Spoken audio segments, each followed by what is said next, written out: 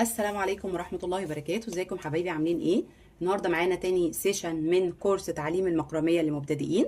ان شاء الله النهارده هنتعلم عقدة التثبيت والعقدة المربعة اللي هي السكوير نوت. وطبعا بيندرج تحتهم حاجات كتير جدا، يعني اساس المكرمية السكوير نوت اللي هي العقدة المربعة، وعندنا العقدة الحلزونية والعقدة المزدوجة. ودول يعني ممكن من خلالهم نعمل عقد تانية، بس دول الأساس بتاع أي مشروع. يعني أي مشروع لو احنا حابين نعمل مشروع ستارة جدارية، كوشن، رانر، أي حاجة، دول الأساس عندنا في شغل المكرمية. بعد كده طبعا في عقد تانية كتير، بس برضو لازم نبقى متعلمين دول عشان نقدر نعمل العقد التانية. تمام؟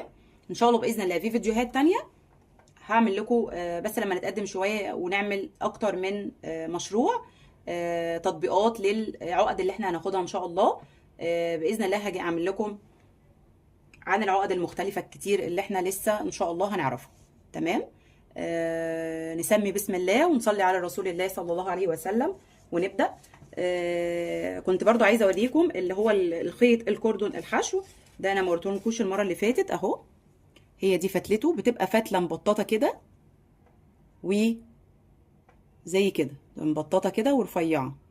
ده اسمه كوردون فاضي، اسمه كوردون فاضي. تمام.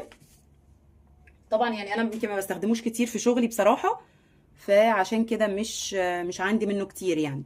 تمام. نبدأ بقى. اولا عندنا عقدة التثبيت. ايه عقدة التثبيت دي؟ انا مثلا عايزة اعمل مشروع. تمام. مثلا ستارة، جدارية، اي حاجة. طيب انا هعلق دلوقتي الخيط ازاي اصلا على الخشبة او على الجذع الشجر او على مثلا خيط عشان هعمل مثلا مشروع.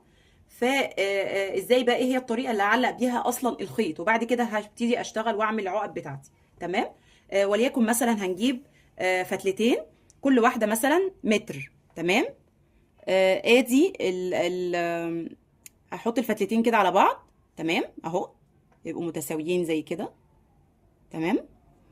وهجيب من الجزء ده اهو، وعندنا الخشبة. تمام. اول حاجة دول، الجزء ده هجيبه من فوق الخشبة كده وانزله لتحت، ارفعه اهو وانزله لتحت كده، فهيكون ايه؟ هيكون زي حلقة اهي، الحلقة دي. تمام.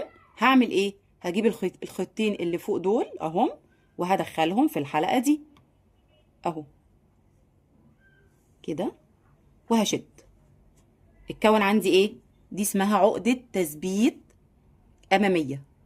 دي تقريبا أساس أغلب مشاريع